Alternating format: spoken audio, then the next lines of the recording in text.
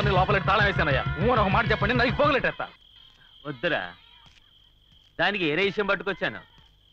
ఎరా రాజు, రంగరాజు, నా గురించి పోలీసు వాళ్ళకి రిపోర్ట్ చేసే స్థాయికి ఊళ్ళో ఒకటి పెరిగాడంటే ఆడు మాత్రమే కాదు, ఆడు కుటుంబే ప్రాణాలతో ఉండకూడదు. మా వాళ్ళు నరికి పాతి పెడతాన్నారుగా, నరికితే ప్రాణం పుసుక్కని పోతుంది. అందుకే తగలబడ్డగా ఆయిల్ తీసుకొచ్చాను. సరే పోయిరా.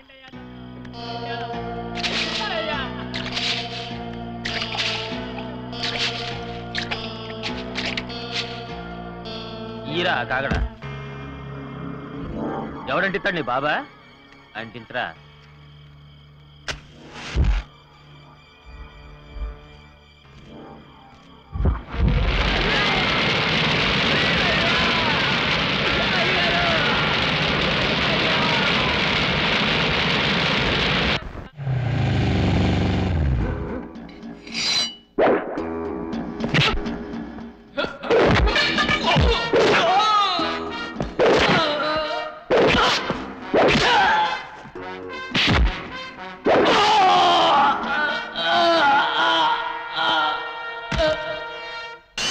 తూర్పున రావులపల్లి అనే ఒక గ్రామం.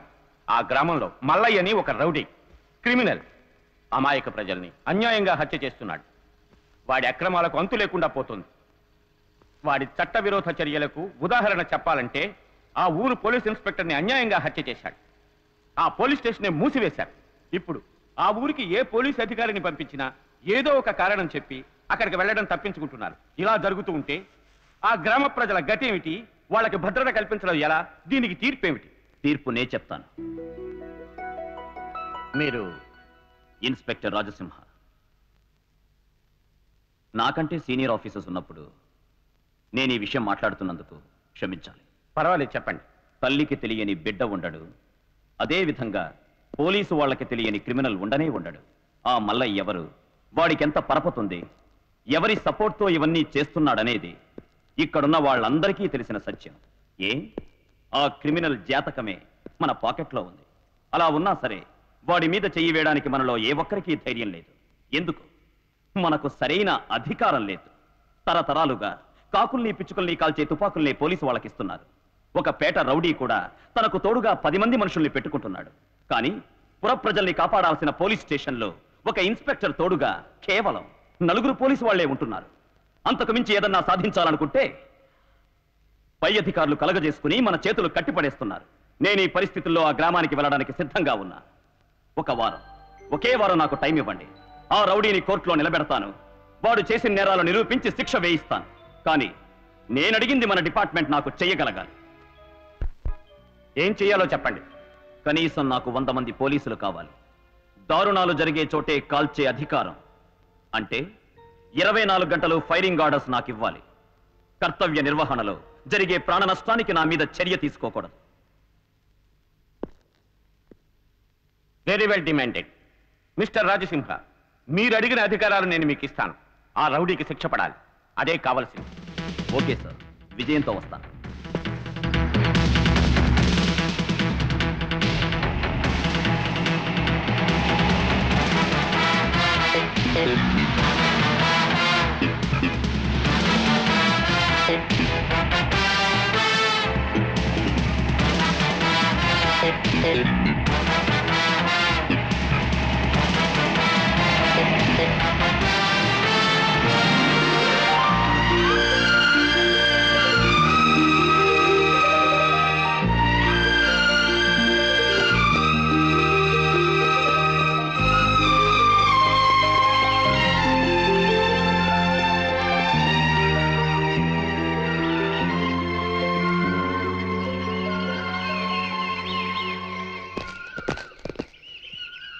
అందరూ ఇక్కడే ఉండండి.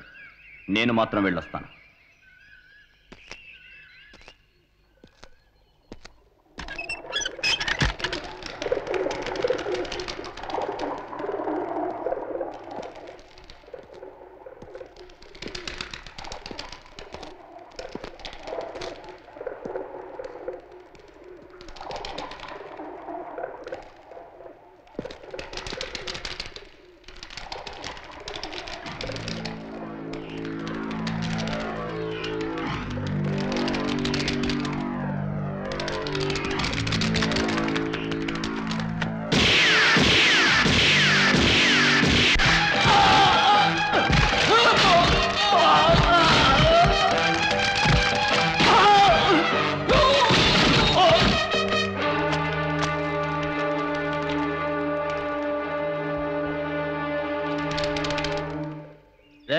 అటు చూడండి రా. అందించింది ఎవరో తెలుసా? ఈ ఊరు కొత్తగా వచ్చిన ఇన్స్పెక్టర్ రాజసింహ.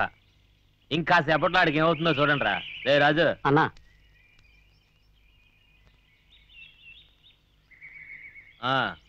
ఈ పూలదండలో బాంబు ఉంది. దీన్ని తీసుకెళ్ళి ఆ బొమ్మ మెళ్ళేసి 10 అడుగుల దూరం వచ్చాయి. సరే అన్నా.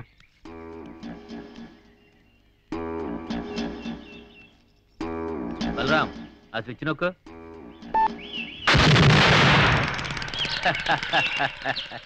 రే రాజు అన్నా. రేపు పొద్దున్నే పోలీస్ స్టేషన్కి వెళ్ళి ఇలాంటి పూలదండ ఇన్స్పెక్టర్ మెళ్ళ వేసేయి. సరే అన్నా. వేసి నువ్వు పోలీస్ స్టేషన్ నుంచి బయటకు వచ్చాయి. రే అయ్యా ఆ రాగానే నువ్వు వెంటనే స్విచ్ నొక్కేయి. అలాగనే. ఆనవాళ్ళు దొరకనంతగా అడవులంతా ముక్కలు ముక్కలు అయిపోవాలరా.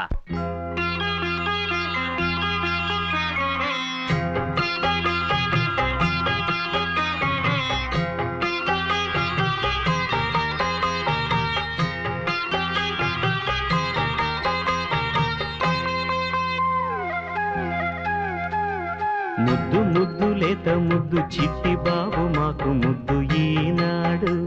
ఓలాలి జోలాలి అందమైన చిందులంట అంతులేని పండగంట ఏనాడు. ఓలాలి జోలాలి కురిపించే గారాలలో వినిపించే రాగాలలో విరిసే స్వర్గం నా పాల వెళ్ళి నీవులే. ముద్దు ముద్దు లేత ముద్దు చిట్టి బాబు మాకు ముద్దు ఈనాడు. ఓలాలి జోలాలి అందమైన చిందులంట అంతులేని పండగంట ఏనాడు. ఓలాలి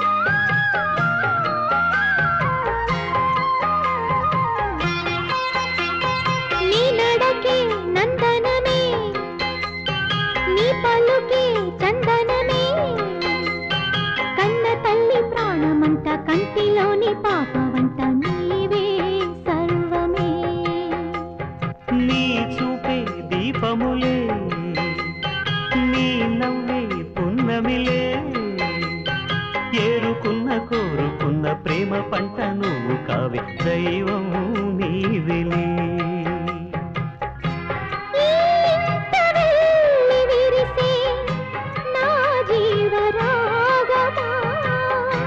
సరదాలు సద్దే చేసే అనురాగ బంధమా నా కళ్ళలోని కలవే. ముద్దు ముద్దు లేత ముద్దు చిట్టి బాబు మాకు ముద్దు ఈనాడు. ఓలాలి జోలాలి అందమైన చిందులంట అంతులేని పండగంట ఏనాడు. జోలాలి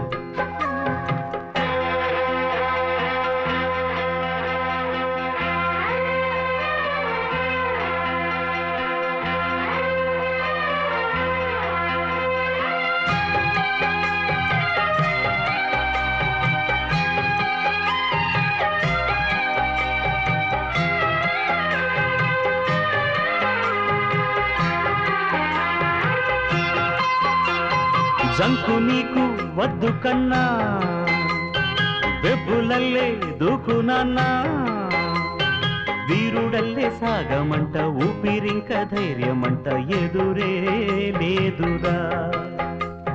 ప్రేమ నీలో పొంగిపోని ధర్మమంతా నిండుకొని నీతి నీకు బాట కాని తల్లి మాట దాటిపోని సిరిగా బ్రతకరా. నేను చూసి ప్రజలు ఎంతో పొగడాలి మంచిగా. నీ పేరు ఈ చరిత్ర రాయాలి నిండుగా. నిన్నే నిన్నే ఆహ కోటికొక్కడననే ముద్దు ముద్దు లేత ముద్దు చిట్టి బాబు మాకు ముద్దు ఈనాడు. ఓలాలి జోలాలి అందమైన చిందులంట అంతులేని పండగంట ఏనాడు. లాలి జో లా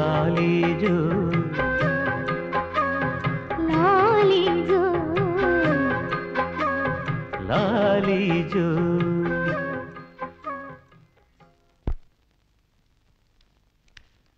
నమస్కారం సార్. నమస్కారం సార్. ఈ ఊరి యువజన సమాఖ్య తరఫున వచ్చాం. మీరు స్టేషన్కి వచ్చిన తర్వాత ఈ ఊరి జనం ప్రశాంతంగా సంతోషంగా ఉన్నారు. అందుకు కృతజ్ఞతగా తమకు ఈ దండ వేయాలనుకున్నాం. మమ్మల్ని గౌరవించేవారైతే ఈ దండ కొంచెంసేపు మెడలో ఉంచుకోవాలి. ఓకే, తప్పకుండా. వస్తామయ్యా.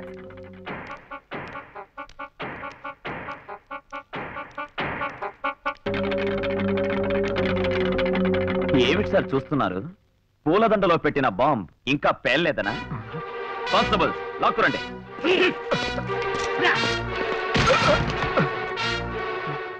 పువ్వులో భూకంపం. భూకంపం ఇంకా పేర్లేదని చూస్తున్నావా? అలా చూడు.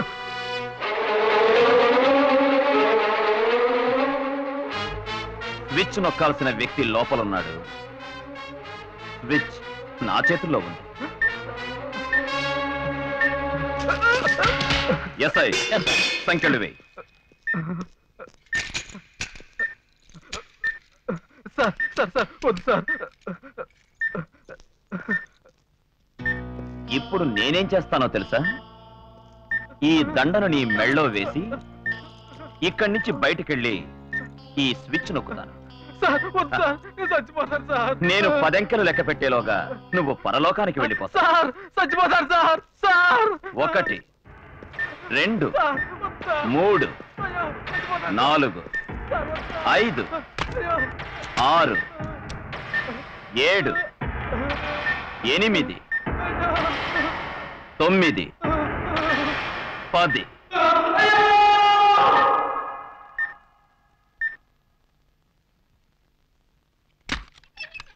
మీ కాళ్ళు పట్టుకుంటాను సార్, నన్ను వదిలేండి సార్. మీరంతా పశువుల్లా ప్రవర్తించినా నేను మనిషిలా ప్రవర్తించాను. నిన్ను ప్రాణాలతో వదులుతున్నాను. కానీ నీ యజమాని చేసే దారుణాలన్నీ నువ్వు కళ్ళారా చూశావు. ఆ వాస్తవాలన్నీ కోర్టుకొచ్చి సాక్ష్యం చెప్పి అప్రూవర్గా మారాలి. ఏమంటావు? మీరేం చెప్పినా చేస్తాను సార్. తొందరగా దండ తీసేయండి సార్.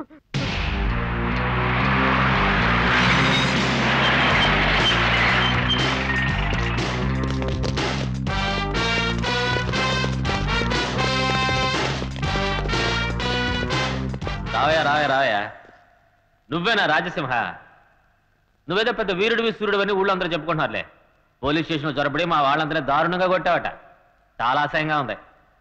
అవును, ఇదేంటి ఆంధ్రప్రదేశ్లో ఉన్న పోలీసు వాళ్ళందరినీ తీసుకొచ్చా నన్ను ఒక్క అరెస్ట్ చేయడానిక? ఎంత సిగ్గుగా ఉందయ్యా. ఇలా చూడు, నువ్వు నిజంగా పోలీసుడు అయితే నీకే కానీ గుండె దేరి ఉంటే నాతో ఒంటరిగా పోటాడే నన్ను అరెస్ట్ చేసి చూద్దాం. అందరూ స్టేషన్కి వెళ్ళండి. వెళ్ళండి.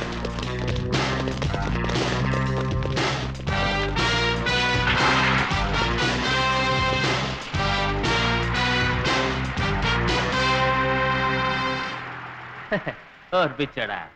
నేనేదో మాట వరుసగానంతే, అందుకని మొత్తం అందరిని పంపించి ఒంటరిగా నుంచి ఉంటావా? రేయ్, అది కాదు రాజసింహ. ఊరు కొత్తగా పోలీసు వాళ్ళు వస్తే ఊరు పెద్ద మనుషులు ఏం చేస్తారంటే కోడికి వస్తారు, మేకనికి వస్తారు. నేనేం చేస్తాను తెలుసా? వచ్చిన పోలీసు వాళ్ళు కోసేస్తాను. అరే చూస్తారండి, కాల్చండి రా.